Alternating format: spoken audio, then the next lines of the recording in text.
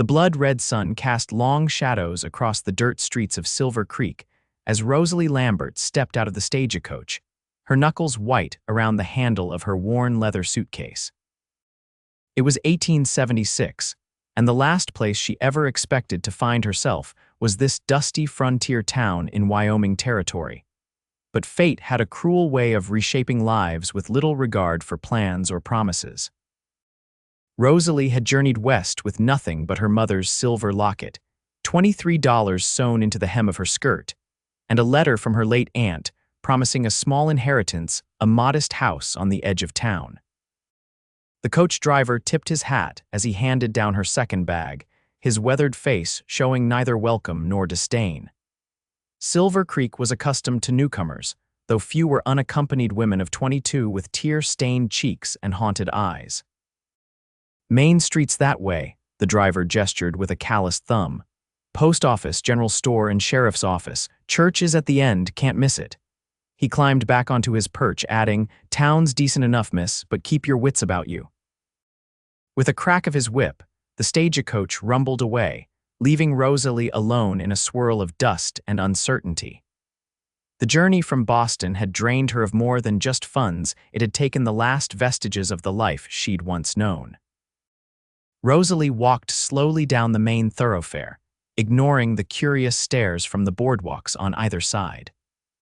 Silver Creek was larger than she'd expected, with a dozen businesses lining the street, the promise of opportunity evident in the freshly painted signs and new construction at the far end of town. The house key felt heavy in her pocket as she moved toward what she hoped would be her sanctuary. Aunt Martha's directions had been clear enough, but the reality of her situation struck with each step. She was alone, truly alone, for the first time in her life. The small house stood on a modest plot at the edge of town, its weathered clapboards in need of paint, the small garden overgrown with weeds. It wasn't much, but it was hers now, the only thing in the world that was. Rosalie unlocked the door with trembling hands, stepping into the musty interior. Dust motes danced in the shafts of light streaming through grimy windows. The furniture was sparse but serviceable: a table with 2 chairs, a small settee, a bed in the adjoining room. On the kitchen table lay a sealed envelope with her name written in her aunt's familiar hand. Rosalie broke the seal and unfolded the single page. "My dearest Rosalie, if you're reading this, then I have passed on and you have accepted my humble offering. I know it isn't much, but it's a start. Silver Creek has been good to me these past years. The people are fair, if not always kind at first. There is $212 in the tin behind the loose brick in the fireplace. Use it wisely. Your uncle's pocket watch is in the drawer beside the bed. It should fetch a good price if needed. May you find peace here that I know has eluded you. With love, Aunt Martha." Tears spilled onto the paper, smudging the ink. Rosalie sank onto the settee, the letter clutched to her chest. She allowed herself this moment of weakness before wiping her eyes with determination. Tomorrow would be soon enough to face the town properly, to begin building whatever life she could salvage. The first week passed in a blur of cleaning, unpacking, and cautious forays into town for supplies. At the general store, Rosalie met Mrs. Finch, a kindly widow who ran the establishment with her son. The older woman's eyes had softened at Rosalie's Boston accent. "Your aunt was a fine woman," Mrs. Finch said, measuring out flour. "Kept to herself, but always had a kind word. You'll find your footing here, dear, just give it time." Time was something Rosalie had in abundance, but peace remained elusive. The nightmares followed her west visions of flames, of her parents' screams, of the accusations that drove her from Boston. On Sunday morning, Rosalie dressed in her best navy blue dress, the only one not showing signs of travel, and made her way to the whitewashed church at the end of Main Street. The service offered little comfort, the minister's words about divine judgment landing like stones in her stomach. But appearances mattered, and she needed to establish herself as respectable if she hoped to find work. As the congregation filed out afterward, Rosalie forced herself to smile and shake hands, to introduce herself as Martha Lambert's niece from back east. The curious glances and polite nods were exhausting, and by the time she'd spoken to a dozen townspeople, her face ached from the effort. It was then she spotted him tall and broad-shouldered, with sun-bronzed skin and eyes the color of a summer storm. He stood apart from the crowd, speaking quietly with the sheriff, a well-worn Stetson held respectfully in his hands. Something about his stance, the watchful alertness in his posture, caught her attention. "That's Zachary Yates," Mrs. Finch whispered, following Rosalie's gaze. "Owns the Double Circle Ranch north of town. Good man, fair employer, lost his wife 3 years back to fever. Keeps to himself these days except for church and business." Rosalie quickly averted her eyes when the rancher glanced in her direction. The last thing she needed was to draw attention. She excused herself and slipped away, intending to return home, but the weight of the morning of the pretense, of the memories suddenly became too much. She hurried behind the church, seeking a moment's privacy before facing the long walk home. The sturdy structure shielded her from view of the dispersing congregation, and she leaned against the weathered boards, finally allowing her carefully constructed facade to crumble. The tears came in silent, heaving waves. Rosalie pressed her palms against the rough wood, head bowed as grief and fear washed over her. She had fled Boston with a tarnished name, accused of theft by the very family who had employed her as a companion to their elderly mother. The old woman had given Rosalie the silver bracelet as a gift, but after her death, the family claimed otherwise. Only the intervention of a sympathetic housekeeper had given her time to escape before the authorities were called. "Miss, are you all right?" The deep voice startled her, and Rosalie whirled around, hastily wiping at her tears. Zachary Yates stood a few yards away, concern etched on his features. His hat was back on his head, shading eyes that seemed to see right through her practiced smile. "I'm fine, thank you," she managed, straightening her shoulders. "Just the dust, it irritates my eyes." He didn't smile or nod politely as others might have done, accepting the transparent lie. Instead, he took a step closer, his expression grave. "There's no shame in sorrow, madam," he said quietly. "We all carry burdens, you're not alone in that." The simple words, spoken without judgment, nearly undid her composure again. Rosalie swallowed hard, unable to meet his gaze. "I should be going," she whispered, moving to step past him. "Miss Lambert," he called softly as she walked away.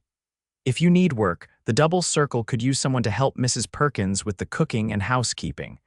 My ranch hands are good men, but they eat like wolves and the place hasn't seen a woman's touch in some time."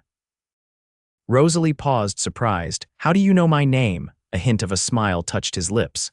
"Small town, news travels fast." He reached into his vest pocket and withdrew a card. "If you're interested, Mrs. Perkins can pick you up tomorrow morning. The pay is fair, and you'd be back in town before dark each day." She hesitated before accepting the card. Employment would mean survival, independence, but it would also mean being under scrutiny, risking discovery of her past. "Thank you, Mr. Yates, I'll consider it." He nodded once, then turned to leave. "Miss Lambert," he said over his shoulder, "whatever drove you to tears today, remember that new beginnings are what the West was built on." As Rosalie watched him stride toward a magnificent chestnut stallion tethered nearby, she felt something unfamiliar stir within her, not hope exactly, but perhaps its distant cousin. Possibility. The following morning, after a night of restless deliberation, Rosalie found herself waiting on her front porch as a wagon approached. Mrs. Perkins proved to be a robust woman in her 60s with iron-gray hair and capable hands. Her no-nonsense demeanor was tempered by kind eyes that crinkled at the corners. "So you're the Boston girl," she said by way of greeting. "Climb up then. We've got biscuits to bake and floors to scrub before those cowboys track half the territory through the house." The Double Circle Ranch sprawled across the rolling foothills north of Silver Creek. The main house was larger than Rosalie had expected, a 2-story structure of sturdy logs and stone. A bunkhouse, barn, and various outbuildings formed a neat cluster nearby, while corrals and fenced pastures stretched toward distant mountain ranges. Mr. Yates's grandfather started with nothing but 100 acres and a dozen longhorns, Mrs. Perkins explained as they drove through the gate. Now it's one of the most successful operations in the territory, over 20,000 acres and nearly 2,000 head of cattle. Rosalie's responsibilities were straightforward: assist with cooking for the ranch hands, maintain the cleanliness of the main house, and help with laundry. The work was hard but honest, and for the first time in months, exhaustion from physical labor rather than worry helped her sleep at night. Zachary Yates himself was rarely in the house, spending his days working alongside his men, checking fences, moving cattle, and handling the business affairs that kept the ranch prosperous. When their paths did cross, he was unfailingly polite but maintained a certain distance, as if respecting boundaries neither had explicitly established. 2 weeks into her employment, Rosalie was kneading bread dough in the kitchen when raised voices drew her attention to the window. Zachary stood in the yard, facing a well-dressed man whose expensive suit seemed out of place amid the working ranch. Their conversation appeared tense, with the stranger gesturing emphatically while Zachary's posture grew increasingly rigid. "Railroad man, Mrs." Perkins said from behind her, making Rosalie jump. "Third one this month. They want right-of-way through the north pasture. Mr. Yates won't sell." "Is that causing problems?" Rosalie asked, returning to her dough. Mrs. Perkins shrugged. "Progress comes whether we want it or not, but Mr. Yates believes some things are worth protecting, even when money's on the table." Later that afternoon, as Rosalie dusted the bookshelves in Zachary's study, she couldn't help noticing the maps spread across his desk, the northern section of the ranch property marked with notes and calculations. A photograph on the wall caught her eye: a younger Zachary beside a beautiful dark-haired woman, both smiling beneath a flower-adorned archway. "That's Rebecca," Zachary's voice startled her. He stood in the doorway, hat in hand, his expression softening as he looked at the photograph. "My late wife." "I'm sorry," Rosalie said, embarrassed at being caught looking. "Mrs. Finch mentioned, I didn't mean to pry. It's not prying to look at what's displayed." He moved into the room, setting his hat on a side table. "We had 5 good years together, not enough, but I'm grateful for each one." The quiet sincerity in his voice touched something in Rosalie. She was beautiful. She was strong, he corrected gently. Beauty fades, but strength of character endures, even in memory. He turned to face her fully. "You remind me of her sometimes. Not in appearance, but in the way you carry yourself. There's a determination there, despite whatever it is you're running from." Rosalie froze. "I'm not. We all have pasts, Miss Lambert," he interrupted, his tone kind rather than accusatory. "Out here, most folks learn to judge by what they see, not what they hear." Before she could formulate a response, hoofbeats sounded in the yard and Zachary moved to the window. "One of the hands," he said, frowning, "riding hard, something's wrong." He grabbed his hat and strode from the room, leaving Rosalie with the unsettling feeling that Zachary Yates saw far more than she was comfortable revealing. The trouble turned out to be rustlers working the North Range. 3 ranch hands had been injured in the confrontation, though none seriously. For the next few days, the ranch operated in a state of heightened vigilance, with armed men patrolling the boundaries and Zachary spending long hours in the saddle. When he returned late one evening, Rosalie was still in the kitchen, preparing poultices for one of the injured cowboys whose arm had developed signs of infection. "You should have let Mrs. Perkins handle that," Zachary said, removing his gun belt and hanging it by the door. Dust covered his clothing, and a day's growth of beard darkened his jaw. He looked exhausted. "She's resting. Her hip was bothering her." Rosalie continued grinding herbs with a mortar and pestle. "I know something about treating wounds. My father was a doctor in Boston." Zachary raised an eyebrow as he poured himself coffee from the pot kept warm on the stove. "You never mentioned that. You never asked," she replied simply. He studied her over the rim of his cup. "What else don't I know about you, Rosalie Lambert?" The use of her first name sent an unexpected warmth through her chest. "Probably a great deal, Mr. Yates, just as I know very little about you beyond your reluctance to sell land to the railroad." A smile tugged at his mouth. "Fair enough." He set down his cup and rolled up his sleeve, revealing a long cut on his forearm. "Since you're playing doctor, mind taking a look at this? Caught it on barbed wire earlier." Rosalie examined the wound with professional detachment, cleaning it thoroughly before applying a salve and bandaging it with practiced hands. "Your father taught you well," Zachary observed. He believed women should be educated in practical matters, she said, securing the bandage. My mother thought it improper, but he insisted. Said knowledge was never wasted. She paused, memories threatening to overwhelm her. They died in a fire 2 years ago. Zachary's expression softened. I'm sorry. It was quick at least. That's what everyone said, as if it should be a comfort. She began cleaning up her supplies, keeping her hands busy to distract from the emotion rising in her throat. They weren't home when it started. They rushed back in to save our housekeeper, who was bedridden with rheumatism. None of them made it out. Zachary's hand covered hers, stilling her movements. Brave people raise brave children, he said quietly. Whatever brought you west, Rosalie, I suspect you carry their courage with you. Their eyes met, and for a moment, something unspoken passed between them, a recognition, perhaps, of kindred spirits who understood loss. Then Mrs. Perkins's voice called from upstairs, breaking the spell. You should get some rest, Rosalie said, withdrawing her hand. The cut isn't deep, but watch for signs of fever. He nodded, rolling down his sleeve. Thank you.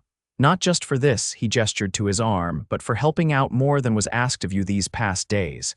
It hasn't gone unnoticed.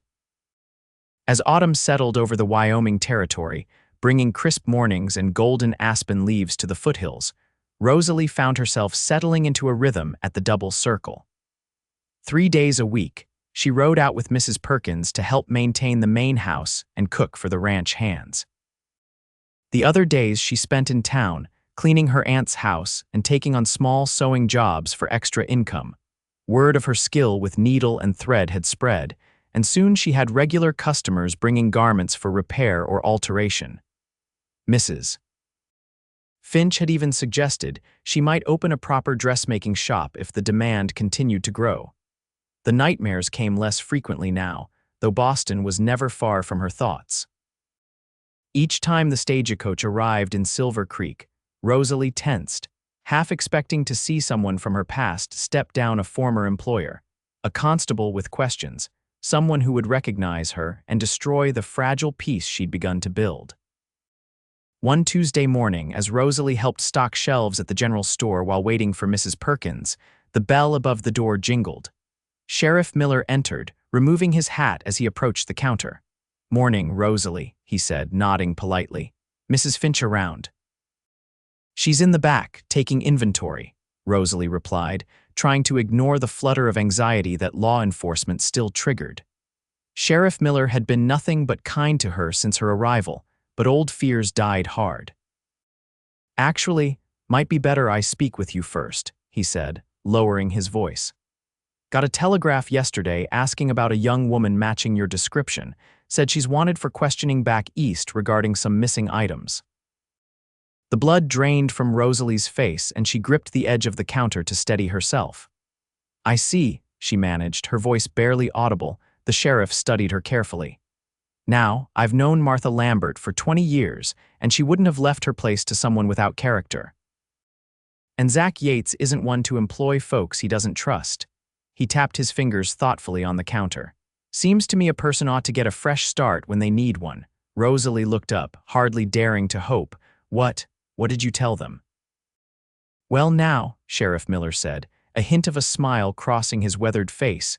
Telegraph lines get mighty unreliable this time of year. Storms in the mountains and such. Message might not come through clear or might get delayed considerable. Could be weeks before I manage to send a proper response. Relief made her knees weak. Thank you, she whispered. He replaced his hat, nodding once. Don't make me regret it, Miss Lambert. Silver Creek takes care of its own, but we expect honesty in return. Whatever happened back east might be time to share that burden with someone you trust. He glanced meaningfully toward the window, where Zachary Yates had just ridden up. Just a thought, the sheriff left, exchanging greetings with Zachary on the boardwalk outside.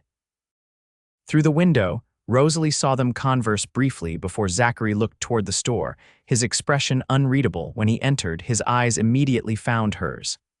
Everything all right? Miller seemed concerned. Just some town business, she lied, busying herself with a bolt of calico. Mrs. Perkins not with you today. Her sister's taken ill in Cheyenne. She'll be gone a week or more. He removed his hat, running a hand through his dark hair. Which presents a problem. as I've got the cattle buyer from Chicago arriving tomorrow, along with his wife. I was hoping you might consider staying at the ranch through Sunday. I'll increase your wages accordingly." The idea of spending nights at the Double Circle, away from town where a follow-up telegraph might arrive, was tempting. And yet, being under the same roof as Zachary Yates presented its own dangers not to her safety, but to her heart, which had begun to betray her with its quickened pace whenever he was near. "Of course," she found herself saying, "I'll need to pack a few things." "I'll wait and drive you back," he offered. "Need to speak with the blacksmith first." An hour later, they were heading north in Zachary's wagon. The day was unusually warm for October, the sun bright against a flawless blue sky. They traveled in comfortable silence for a while, the rhythmic clip-clop of the horses' hooves soothing Rosalie's frayed nerves. "Beautiful country," Zachary remarked eventually, gesturing toward the distant mountains. "First time I saw it, I was 16. My father brought me out to visit his brother who had a small spread near where the Double Circle stands now. I knew then this was where I belonged." "It is beautiful," Rosalie agreed. "Different from New England, bigger somehow, more honest." He glanced at her. "Honest. The land doesn't pretend to be anything it isn't," she explained. "The dangers are visible, the storms, the cliffs, the distance between safe havens. In Boston, danger wears a pleasant face and offers tea before it destroys you." Zachary was quiet for a moment. "Sheriff Miller mentioned there was a telegraph about you." Rosalie stiffened. "He had no right, he's protecting you," Zachary interrupted gently. "As am I, which is difficult to do without knowing what I'm protecting you from." The wagon continued its steady pace as Rosalie wrestled with years of practiced secrecy. Finally, she took a deep breath and began to speak. "After my parents died, I needed employment. A prominent family hired me as a companion to the matriarch, Mrs. Eleanor Whitfield. She was elderly but sharp-minded, and we became friends, I suppose. Her children didn't visit often, and she was lonely." Rosalie twisted her hands in her lap. "On my birthday last year, she gave me a silver bracelet that had belonged to her as a young woman. Said I was like the daughter she wished she'd had."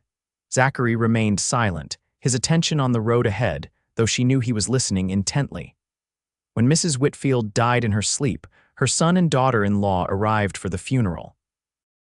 They were cataloging her possessions when they found me wearing the bracelet." Rosalie's voice grew bitter. "They claimed I had stolen it, along with other items that were mysteriously missing. Their word against mine, and in Boston, their word carried the weight of generations of wealth and influence." "So you ran," Zachary concluded. "The housekeeper warned me they'd called for a constable. She gave me what money she could spare and told me to go west, where no one would know the Whitfield name." Rosalie looked out across the open landscape. "I had nowhere else. Aunt Martha had written to me after my parents died, offering a place if I ever needed it. I never responded, but I remembered." They crested a small rise, the Double Circle coming into view below. Zachary drew the wagon to a halt, turning to face her fully. "Thank you for trusting me with the truth," he said, his gray eyes searching hers. "Your secret is safe, Rosalie. No one will take you back east against your will, not while I draw breath."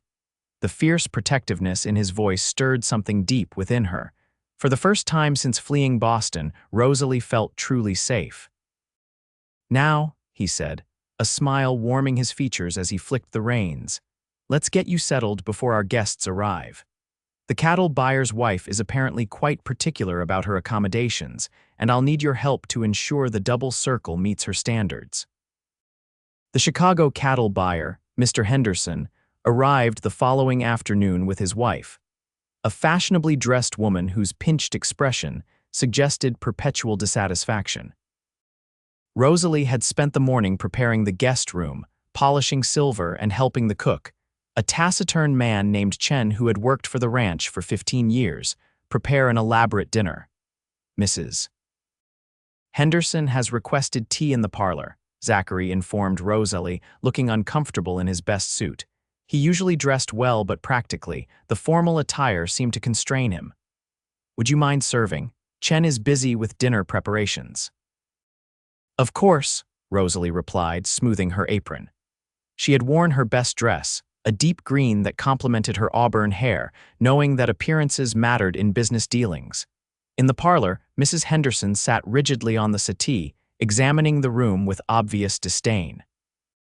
Her husband and Zachary were discussing cattle prices and railroad access, their conversation pausing as Rosalie entered with the tea tray. "Ah, here we are," Zachary said, standing. "Mrs. Henderson, this is Miss Lambert, who has kindly agreed to assist during your stay, Mrs." Henderson's gaze swept over Rosalie with cold assessment.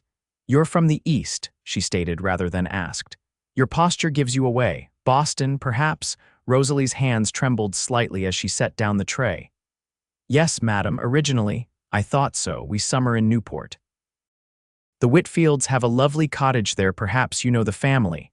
The question seemed innocent enough, but something in the woman's eyes made Rosalie's blood run cold.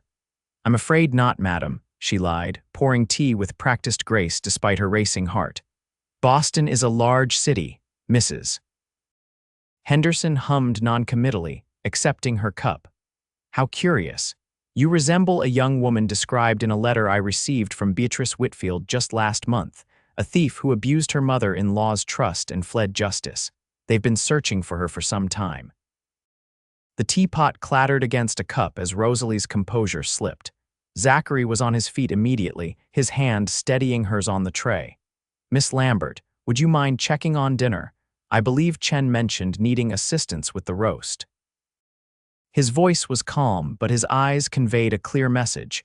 "Go." Rosalie nodded, grateful for the escape. She retreated to the kitchen, her mind whirling with panic. If Mrs. Henderson recognized her, if she sent word back to Boston. She was packing her small valise when Zachary found her 20 minutes later. "Running again?" he asked from the doorway of her temporary room. Rosalie continued folding a shirtwaist with trembling hands. "I have to. She knows the Whitfields. She'll tell them where I am." "No, she won't." Zachary stepped into the room. "Because I've made it clear that doing so would jeopardize her husband's business prospects with every rancher from here to Montana." She looked up, startled. "You threatened them."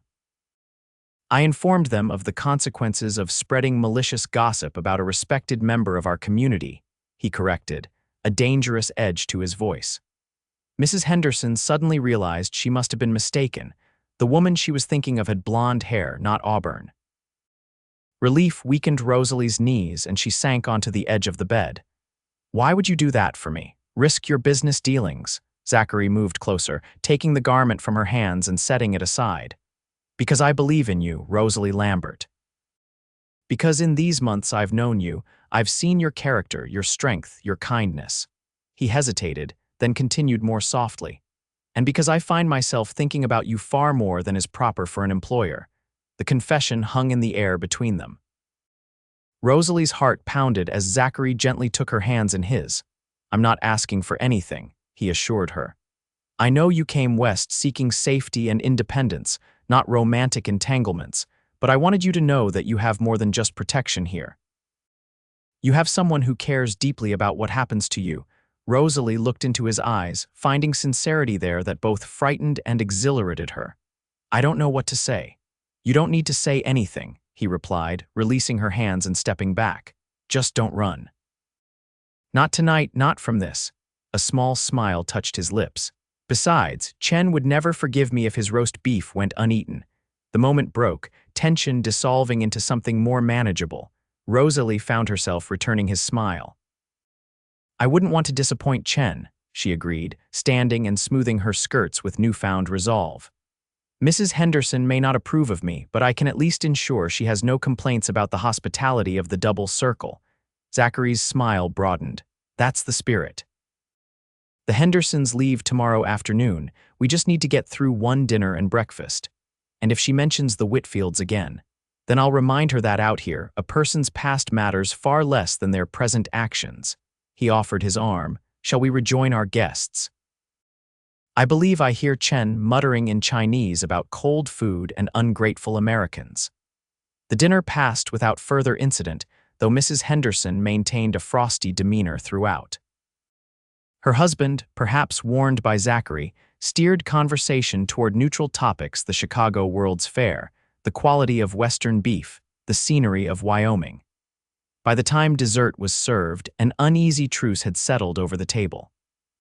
After the Hendersons retired to their room, Rosalie and Zachary sat in the study, a small fire warding off the autumn chill that had descended after sunset. "She won't let it go," Rosalie said quietly, staring into the flames. "She's the type who relishes having power over others." Zachary poured 2 small glasses of brandy, handing one to her. "Henderson wants my cattle, 3,000 head at premium prices. His wife won't jeopardize that. And next year's buyer, or the next person who comes through with connections to Boston." Rosalie took a sip of the amber liquid, welcoming its warmth. "I can't live looking over my shoulder forever." "You might not have to." Zachary leaned forward in his chair. "What if we could prove your innocence, clear your name?" Hope flickered briefly before reality extinguished it. "Impossible." "It's been months. Whatever evidence they had against me is long established, and the missing items probably never existed, just an excuse to punish me for accepting Mrs. Whitfield's gift." "Perhaps," Zachary conceded, "but wealthy families keep records, inventories. Mrs. Whitfield might have documented the gift in a journal or letter." Rosalie shook her head. "Even if she did, her son would have destroyed it, unless it wasn't in the house." Zachary's eyes lit with sudden inspiration. "You said Mrs. Whitfield had a lawyer, someone who handled her personal affairs separate from the family business." "Mr. Daniels," Rosalie confirmed. "He came once a month to review her accounts and personal correspondence. She trusted him explicitly." "Then he might have copies of documents, perhaps even a will or letter mentioning the bracelet." Zachary set down his glass. "Would you trust me to write to him, discreetly? No mention of your whereabouts, just inquiries about Mrs. Whitfield's estate and any provisions she might have made for her companion." The idea was both terrifying and tantalizing. "If the Whitfields found out—" "They won't," Zachary promised. "I have a friend in Denver, a lawyer who could make the inquiries on my behalf. Nothing would connect back to you or Silver Creek." Rosalie considered the possibility, to be free of the shadow hanging over her, to walk without fear of discovery. It seemed an impossible dream. "Let me think about it," she said finally. "It's a risk I'm not sure I'm ready to take." Zachary nodded, respecting her caution. "The offer stands whenever you're ready." He glanced at the mantel clock. "It's late. You should get some rest. Morning comes early on a ranch." As Rosalie rose to leave, she paused beside his chair. "Thank you, Zachary. Not just for today, but for believing in me when you had every reason to doubt." Acting on impulse, she leaned down and pressed a gentle kiss to his cheek, her lips lingering perhaps a moment longer than propriety allowed. When she pulled back, his expression was a mixture of surprise and something deeper, more profound. "Good night," she whispered, slipping from the room before her courage failed her. In her temporary bedroom, Rosalie stood at the window, gazing out at the star-filled Wyoming sky. For the first time since fleeing Boston, she allowed herself to imagine a future not just survival, but a life with purpose, perhaps even happiness. And if that future increasingly featured a certain gray-eyed rancher with quiet strength and unwavering integrity, well, that was a complication she was beginning to welcome. The Hendersons departed the following afternoon. Mr. Henderson satisfied with the cattle purchase, and his wife suspiciously subdued. Zachary returned from seeing them off to find Rosalie in the garden, harvesting the last of the season's vegetables before frost claimed them. "All settled," he announced, removing his hat as he approached. 3,000 head to be delivered to the railhead next month. Best price I've seen in years." "Congratulations," Rosalie replied, straightening from her task. The autumn sunlight caught in her hair, turning it to burnished copper. "Does this mean the double circle is secure for another year?" "More than secure," he confirmed, helping her gather the basket of vegetables. "It means we can expand the east pasture, repair the dam on the creek, perhaps even add on to the house." He hesitated. "If I had reason to." The implication hung between them, unspoken but clear. Rosalie busied herself with brushing dirt from a turnip, her cheeks flushing. "Mrs. Perkins returns next week," she said, changing the subject. "I should return to town tomorrow. My aunt's house needs attention, and I have sewing orders to complete." Disappointment flickered across Zachary's face before he masked it with a nod. "Of course, I'll drive you in after breakfast." He gestured toward the darkening sky to the north. Storms coming, though, might be the first snow of the season. Rosalie followed his gaze to the gathering clouds. Will it be bad? Hard to say. Early storms can be unpredictable. We should prepare just in case. He took the basket from her. Come on, let's get these inside and check the firewood supply. By nightfall, the wind had picked up, howling around the eaves of the ranch house as the temperature plummeted. Rosalie and Zachary worked together to secure shutters, bring in extra firewood, and ensure the livestock was sheltered. The ranch hands had been dispatched to check on distant cattle and secure outlying structures. As they finished their preparations, the first snowflakes began to fall, large, wet flakes that quickly accumulated on the cold ground. Within an hour, a white blanket covered the yard, with more falling steadily. You won't be going anywhere tomorrow, Zachary observed as they watched from the front porch. Roads will be impassable by morning. Rosalie wrapped her shawl tighter around her shoulders. Will the men be all right? Those who went to check the herds. They know what to do. Find shelter, wait it out. He placed a reassuring hand on her arm. Jake and Lewis were headed to the line shack in the north pasture. Miguel and Tom to the east cabin. They'll be fine. Inside, they settled in the study once more, the fireplace crackling cheerfully against the storm's fury. Chen had prepared a simple dinner before retiring to his quarters behind the kitchen, leaving them alone with the wind's mournful song and the comfortable silence that had developed between them. I've been thinking about your offer, Rosalie said suddenly, to contact Mrs. Whitfield's lawyer. Zachary looked up from the book he'd been reading. And I'd like to try, she decided. Not because I expect to clear my name entirely, but because I'm tired of running. Even if nothing comes of it, at least I'll know I tried to reclaim my life rather than always looking over my shoulder. A smile spread across his face. I'll write to my friend in Denver tomorrow. With the snow, we'll have to wait until the pass clears to send it, but that gives us time to compose a careful inquiry. Thank you. Rosalie hesitated, then added, there's something else I've been considering. Oh. Mrs. Finch mentioned the town needs a proper seamstress. Several people have asked if I'd be willing to take on more work, perhaps open a shop. She smoothed her skirt nervously. I've been saving what I earn here, and with what Aunt Martha left me, I might be able to rent space on Main Street. Zachary set his book aside, giving her his full attention. You're thinking of establishing a permanent business in Silver Creek. Yes, she confirmed. I like it here. Despite everything, I've found a certain peace in this place among these people. She met his gaze steadily. Some people in particular. The admission hung in the air between them, more significant than it might have seemed to an outsider. Establishing a business meant putting down roots, committing to the community, to a future in Silver Creek. I think it's an excellent idea, Zachary said, his voice warm with approval. Town could use more quality craftsmanship, and selfishly, I'm pleased at the prospect of you remaining nearby. The firelight cast a golden glow across his features, softening the lines etched by years of sun and responsibility. Rosalie found herself studying him openly, the strong jaw, the tiny scar near his right eyebrow, the way his dark hair curled slightly at his collar. When had this man, initially just a potential employer, become so essential to her sense of belonging? The logs in the fireplace shifted, sending up a shower of sparks that broke the moment. Rosalie glanced away, suddenly self-conscious. It's getting late, she murmured, rising from her chair. And it's been a long day. Zachary stood as well, proper despite their isolation. Of course. Sleep well, Rosalie. If you need anything in the night, more blankets, or if the fire dies down, don't hesitate to knock on my door. She nodded, offering a small smile before retreating upstairs. In her room, Rosalie changed into her nightgown and brushed out her hair, listening to the storm rage outside. The house was solid, the room warm despite the weather, yet she felt oddly restless. Moving to the window, she pulled back the curtain to gaze at the transformed landscape. Moonlight occasionally broke through the clouds, illuminating the swirling snow that had already drifted against fences and outbuildings. It was beautiful in its wild isolation, reminiscent of the man whose home she shared.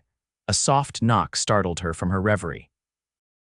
Opening the door cautiously, she found Zachary standing in the hallway, a folded quilt in his arms. I remembered the window in here sometimes lets in a draft, he explained, looking slightly embarrassed. Thought you might need an extra blanket. Thank you, she said, accepting the offering. Their fingers brushed during the exchange, sending an unexpected warmth up her arm. It's beautiful out there, isn't it? Wild but peaceful. Zachary glanced past her to the window. Like most beautiful things, it has its dangers, but yes, I've always loved the first snow. He seemed reluctant to leave, lingering in the doorway. Rosalie, about what you said downstairs, about staying in Silver Creek. Yes, he hesitated, choosing his words carefully. I want you to know that whatever happens with the inquiry to Boston, whatever you decide about your shop, you have a place here. At the Double Circle, I mean, not just as an employee, but... He trailed off, then continued more softly, I've grown fond of you, more than fond. I know it's too soon, and you have your own path to forge, but I wanted you to know. The confession, simple and direct, touched Rosalie deeply. In Boston, courtship had been a formal affair of chaperoned visits and calculated social maneuvering. This honest admission, without pretense or expectation, felt more genuine than any flowery declaration. I've grown fond of you too, she admitted, her voice barely above a whisper. More than I expected, or perhaps allowed myself to hope for. Zachary's eyes brightened, and he reached out slowly, as if giving her time to withdraw, to brush a strand of hair from her cheek. The gentle touch lingered, his calloused fingers surprisingly soft against her skin. We'll take it slow, he promised. One day at a time. She nodded, unable to find words for the emotion welling in her chest. Zachary seemed to understand, offering a tender smile before stepping back. Good night, Rosalie, sleep well. Good night, Zachary. After he departed, Rosalie pressed her fingers to her cheek where his touch lingered, a smile playing at her lips. Outside, the storm continued its assault, but inside, something warm and hopeful had taken root, impervious to the winter's chill.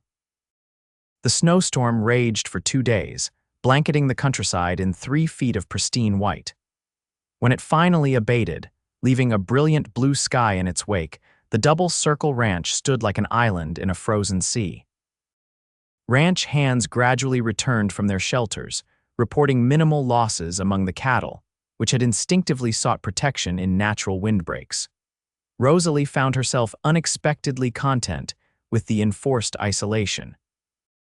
She helped Chen prepare hearty meals for the returning cowboys, mended work clothes torn during storm preparations, and spent evenings in the study with Zachary, sometimes talking, sometimes simply enjoying comfortable silence as they read or worked on respective tasks. On the 3rd evening after the storm, as they sat before the fire, Zachary finally finished composing his letter to the Denver lawyer. I think this should do it, he said, reading over the carefully worded document. Inquiring on behalf of a friend regarding the estate of Alina Whitfield, particularly any provisions made for her companion, Miss Rosalie Lambert. Requesting verification of gifts made during the final year of Mrs. Whitfield's life, specifically a silver bracelet of sentimental value. Rosalie nodded, a mixture of anxiety and hope churning in her stomach. When can it be sent? Miguel's riding to town tomorrow to check on conditions. If the pass is clear enough, he'll take it to the stage depot. Zachary folded the letter and sealed it with wax. Now we wait. The next day brought milder temperatures that began melting the snow, creating rivulets of water that streamed down the ranch's sloped yard. By afternoon, Miguel returned with news that the road to town was passable, though muddy. He had delivered the letter and brought back mail and supplies that had accumulated during the storm. Mrs. Perkins sent word she'll be delayed another week, he reported. Her sister's taking longer to recover than expected. Zachary nodded, accepting the bundle of correspondence. Any other news from town? Sheriff Miller was asking after Miss Lambert, Miguel said, glancing at Rosalie. Said there was another telegraph come in for her, but he's holding it at his office. Seemed important. Rosalie's heart sank. Another telegraph could only be bad news. Perhaps the Whitfields had traced her after all, or Mrs. Henderson had ignored Zachary's warnings. I need to go into town, she said, already mentally packing her belongings. Today, if possible. Zachary frowned. The roads are still dangerous. Wait until tomorrow, at least. Seeing her distress, he added more gently, I'll go with you, first thing in the morning." That night, Rosalie barely slept, her mind conjuring scenarios ranging from arrest warrants to the Whitfields themselves arriving to confront her. By dawn, she was dressed and ready, her small valise packed just in case flight became necessary once more. The journey to Silver Creek took longer than usual, the wagon wheels occasionally sinking into muddy patches that required extra effort from the team. They traveled mostly in silence, Zachary respecting Rosalie's preoccupation, though he reached over once to squeeze her hand reassuringly. "Whatever it is," he said, "we'll face it together." The simple declaration steadied her, and Rosalie found herself drawing strength from his solid presence beside her. Together. The word carried weight, a promise of partnership she had never expected to find, especially not in this remote corner of Wyoming. Silver Creek appeared largely unaffected by the storm, though muddy streets and melting snow on rooftops evidenced its passing. Zachary drove directly to the sheriff's office, helping Rosalie down from the wagon with careful hands. Sheriff Miller looked up from his desk as they entered, his weathered face breaking into a smile that immediately eased some of Rosalie's tension. "Miss Lambert, Mr. Yates," he greeted them. "Wondered when you'd make it to town. Storm kept you at the ranch, I reckon." "Roads were impassable until yesterday," Zachary confirmed. "Miguel mentioned you had a telegraph for Rosalie." "That I do." The sheriff opened a drawer and withdrew a folded paper. "Came in 4 days ago. Man who sent it paid extra to ensure it reached you personally." Rosalie accepted the telegram with trembling fingers, Zachary's reassuring presence at her shoulder giving her courage to unfold it. The message was brief. "Miss Lambert, stop matter resolved. Stop Whitfield Jr. arrested embezzlement family funds. Stop missing items found in his possession. Stop your name cleared. Stop letter follows with details. Stop regards Daniel's attorney." Stop, she read it twice, disbelieving, before wordlessly passing it to Zachary. "Embezzlement," he murmured, scanning the message. "He framed you to cover his own crimes." Sheriff Miller cleared his throat. "Good news, I take it." "Very good news," Rosalie confirmed, her voice unsteady with emotion. "It seems I'm no longer under suspicion." "Well now, that's fine to hear," the sheriff said, leaning back in his chair. "Though I never much doubted your character, Miss Lambert. Martha Lambert's niece wouldn't be the sort to take what wasn't hers." The simple vote of confidence, delivered matter-of-factly, brought tears to Rosalie's eyes. "Thank you, Sheriff." Outside, in the watery sunshine, Rosalie stood on the boardwalk, feeling lighter than she had in months. Zachary watched her, a smile playing at his lips. "What will you do now?" he asked. "Now that you're free to go anywhere, be anyone without looking over your shoulder." Rosalie turned to face him fully, studying the face that had become so dear to her. "I'm already where I want to be," she said simply. "With the people I want to be with." Something shifted in Zachary's expression, relief perhaps, or joy carefully contained. "Does that mean you'll still open your dress shop in Silver Creek?" "Yes," she confirmed. "Though I might also write to Mr. Daniels about any funds Mrs. Whitfield may have left me. It seems there may be more to her estate than I realized." Zachary offered his arm, which she took as they began walking toward the general store. "And the double circle, will you still help out there even if you don't need the income?" Rosalie glanced up at him, a smile playing at her lips. "That depends." "On what?" "On whether my presence is still wanted, now that Mrs. Perkins is returning." Zachary stopped walking, turning to face her in the middle of the muddy street, heedless of passers-by or curious glances from the boardwalks. "Rosalie Lambert," he said, his voice low and earnest, "your presence at the double circle will always be wanted with or without Mrs. Perkins. In fact, I was hoping." He hesitated, uncharacteristically uncertain. "That is, I know it's soon and you have your shop to consider, but I was hoping you might consider a more permanent arrangement eventually." Her heart quickened. "What kind of arrangement?" "The kind that involves a preacher, a ring and promises meant to last a lifetime." His gray eyes searched hers, vulnerable yet hopeful. "Not today, or even next month, but someday when you're ready. If you could see yourself building a life with a simple rancher who's never been more certain of anything than he is of his feelings for you." The honest declaration, delivered without flowery language or grand gestures, was perfectly Zachary, direct, sincere, and profoundly moving.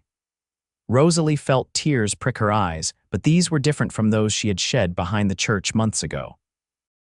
"I think," she said carefully, "that I could very much see myself building that life, sooner rather than later." Joy blazed across his face, transforming his features. In a move that scandalized several onlookers, he swept her into an embrace, lifting her briefly off her feet before setting her down gently. "Sorry," he murmured, not looking sorry at all. "Got carried away." Rosalie laughed, a sound of pure happiness she hadn't experienced in far too long. "I didn't mind." From across the street, Mrs. Finch called out, waving excitedly. "Rosalie, come see the new fabrics that just arrived on yesterday's stage, perfect for that shop we discussed." Reality intruded on their moment, but pleasantly so a reminder of the community that had embraced Rosalie, of the life waiting to unfold before her. "Go on," Zachary encouraged. "I need to see the blacksmith about horseshoes anyway. Meet you back here in an hour." She nodded, reluctant to leave his side but eager to begin this new chapter. As she crossed to the general store, Rosalie glanced back to find Zachary watching her, his expression one of contented certainty.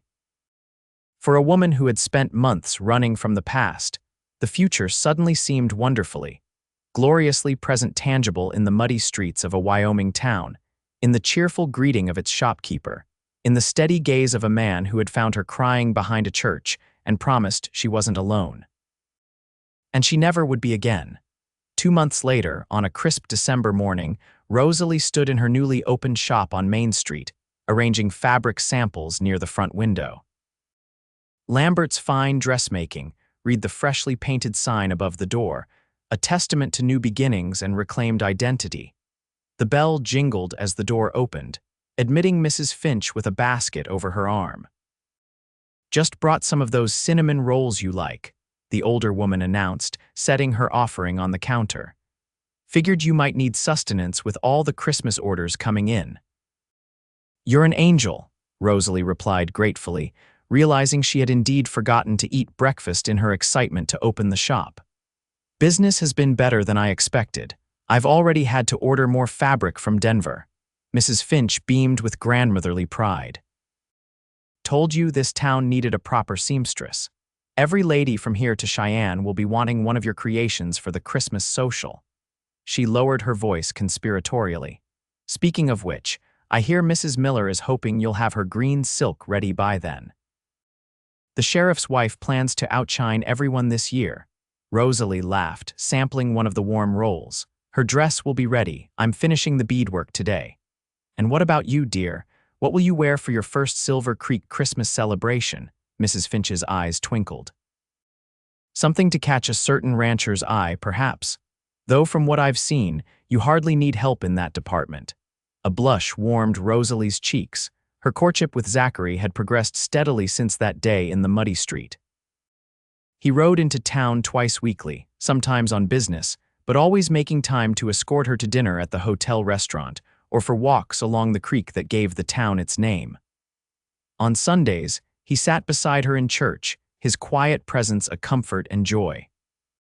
"I have something in mind," she admitted. "Blue velvet with silver trim." Mrs. Finch nodded approvingly.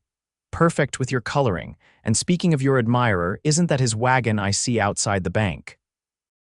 Rosalie glanced out the window to see Zachary tying his team to the hitching post across the street. As if sensing her gaze, he looked up, tipping his hat with a smile that still made her heart flutter. "I should go," Mrs. Finch said, gathering her shawl. "Got customers waiting at the store." "Arthur's minding things, but the poor man can't tell calico from cotton duck." She paused at the door. "Don't forget the town council meeting tonight. They're discussing the railroad's latest offer." After Mrs. Finch departed, Rosalie returned to her work, but found her thoughts drifting to the evening ahead. The railroad's persistent attempts to purchase right-of-way through Silver Creek had divided the community. Some, like Mayor Thompson, saw progress and prosperity in the iron rails. Others, including Zachary and several longtime ranchers, feared it would forever change the character of their home. The bell rang again, and Rosalie looked up to find Zachary standing in the doorway, hat in hand. The winter air had reddened his cheeks and snowflakes clung to his coat shoulders. "Morning," he greeted, his smile warming her more than the small stove in the corner. "Shop looks good. Busy already. 3 new orders just this morning," she confirmed, setting aside her work to pour him a cup of coffee from the pot she kept brewing for customers. "What brings you to town today?" "I thought you were moving cattle to the lower pasture. Finished early." He accepted the coffee gratefully, needed to deposit the payment from Henderson and, he hesitated, looking uncharacteristically nervous. "Had another matter to attend to. Are you free for lunch?" "I should stay open," but she glanced at the clock. "I suppose I could close for an hour. Where did you have in mind?" "Thought we might take a drive," he suggested. "Pack a picnic. It's cold but clear and there's something I'd like to show you." Curiosity piqued, Rosalie agreed.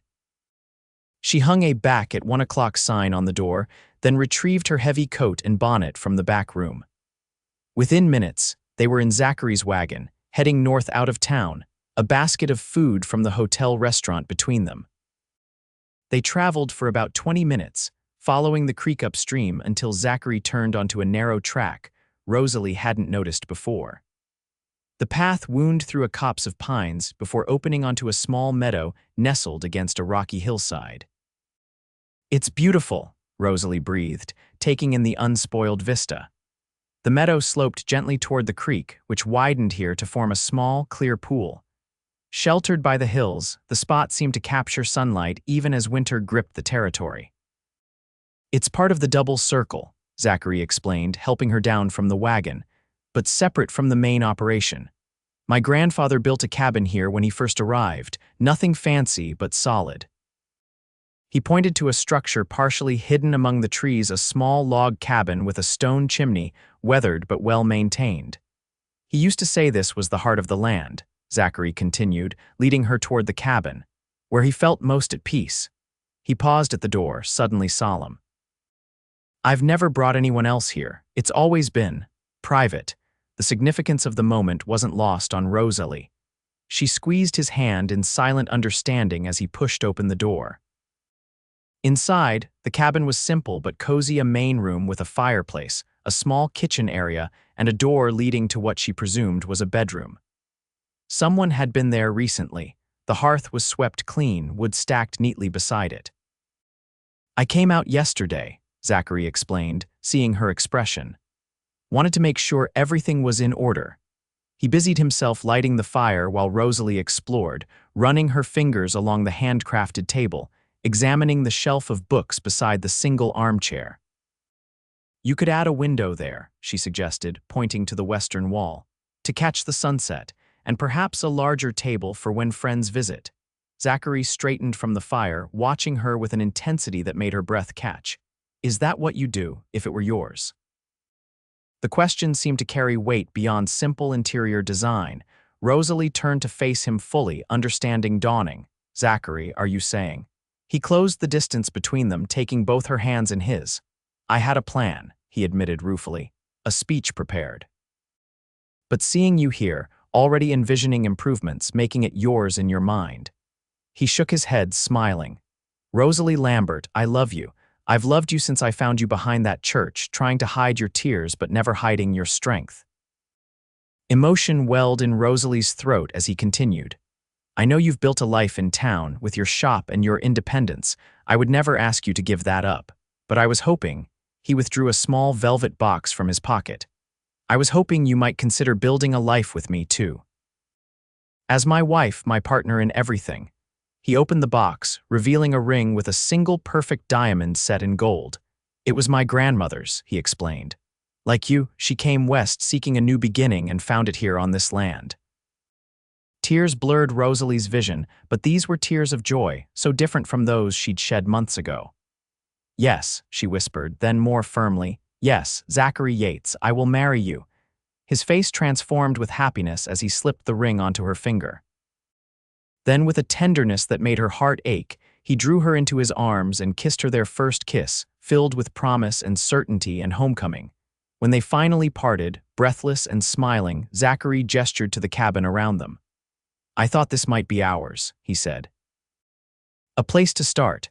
Close enough to town for your shop, but part of the ranch too. We could expand it, make it truly our own. Rosalie gazed around the space with new eyes, envisioning curtains at the windows, a garden outside, perhaps someday children's laughter filling the rooms.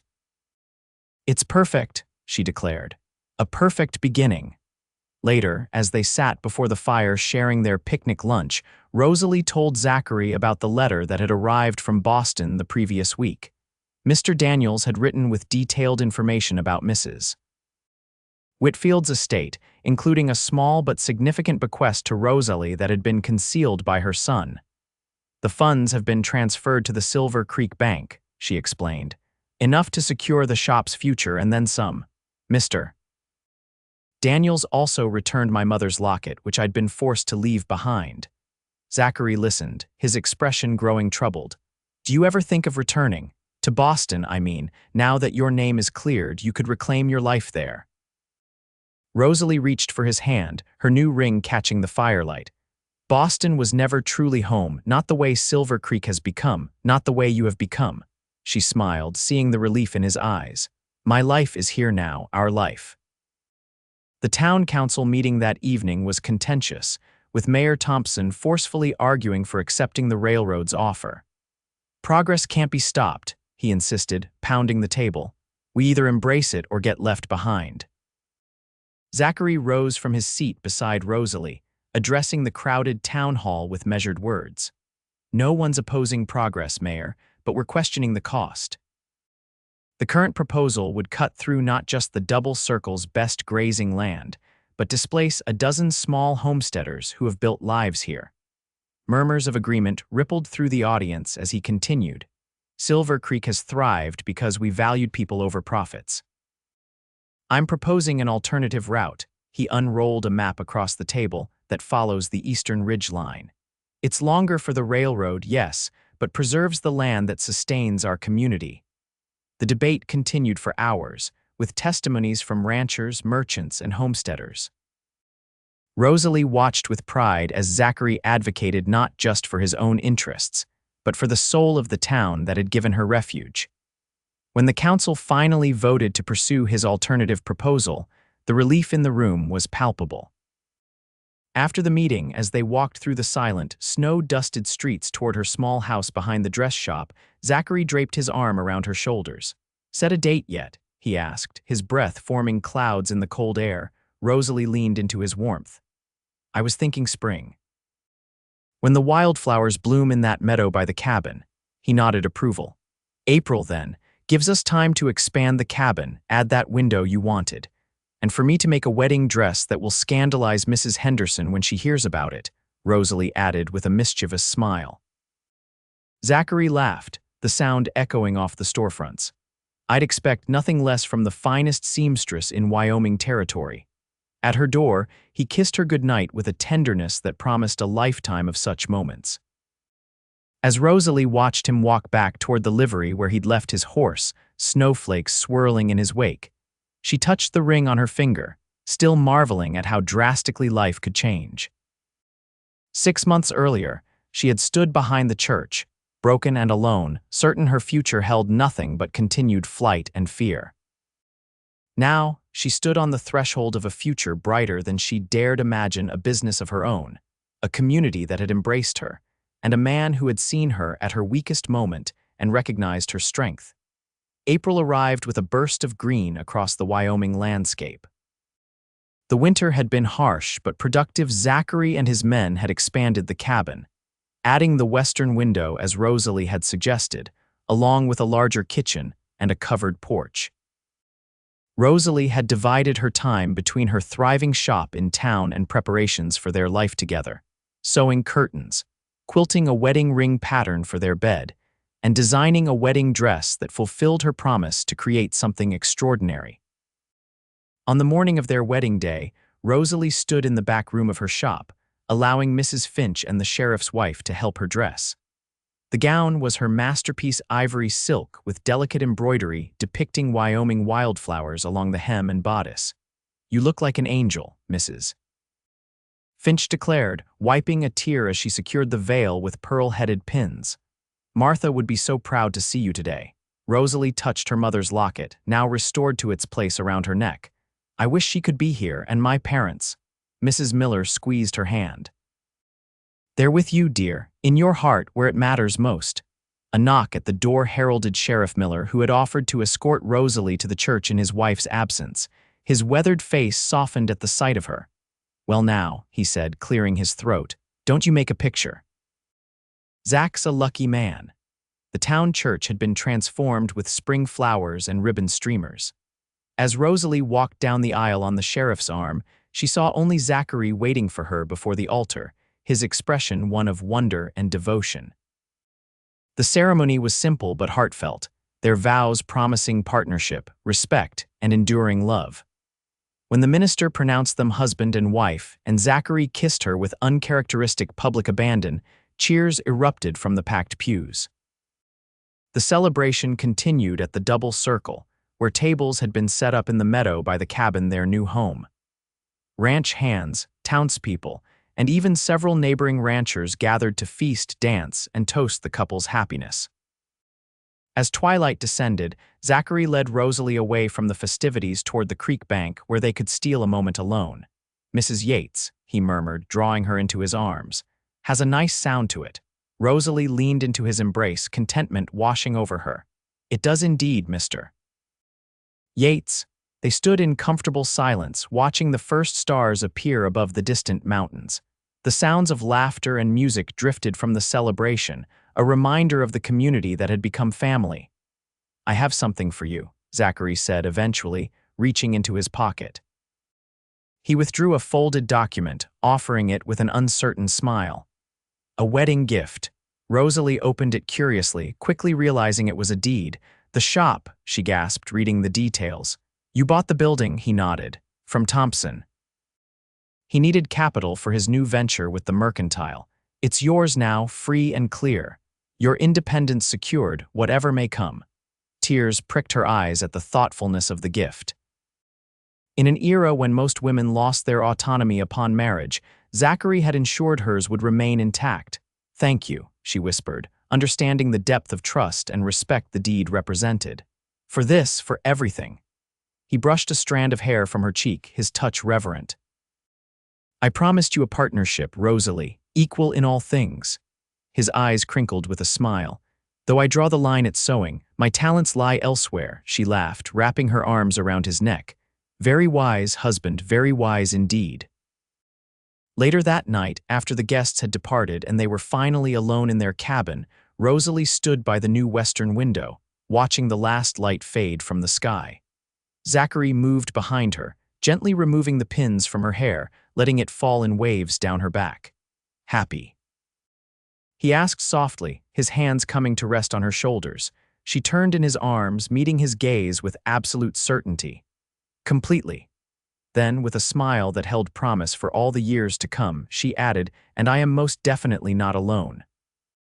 Never again, he vowed, drawing her close as the first stars appeared over the Wyoming hills, witnesses to a love born of courage, nurtured by trust, and destined to flourish on the frontier they both called home.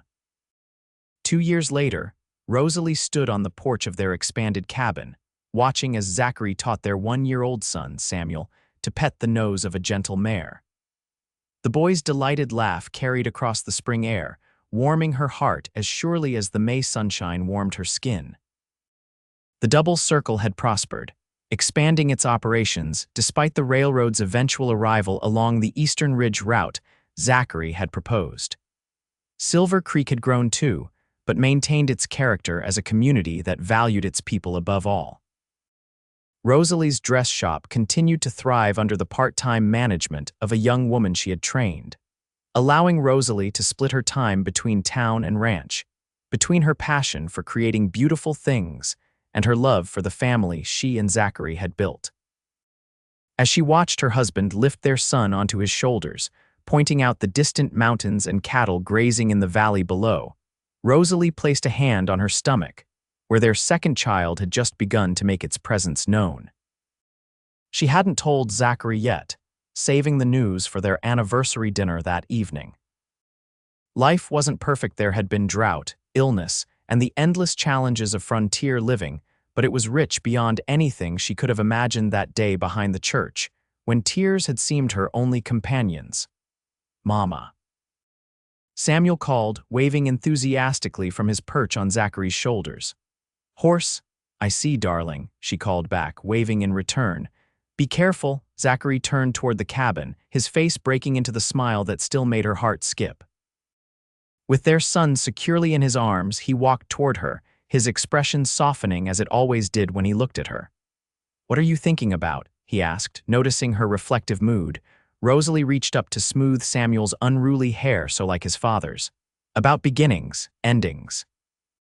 How sometimes what feels like the end of everything is actually the start of something better than you could have dreamed. Zachary shifted their son to one arm, using his free hand to draw her close. Philosophical today, Mrs. Yates, grateful, she corrected, leaning into his strength. For that day you found me crying for every day since. He pressed a kiss to her forehead, understanding in his eyes. Best thing I ever did, following you behind that church. His voice lowered to a whisper meant only for her. Best thing I'll ever do is love you, Rosalie Yates. Today, tomorrow, always. Samuel squirmed between them, demanding attention with the imperiousness of a toddler. Laughing, they turned their focus to their son, to the present moment and the bright future stretching before them, a future built on second chances, shared dreams, and the enduring power of being found when most lost, of hearing the words "you're not alone" and discovering, day by day, their deepest truth.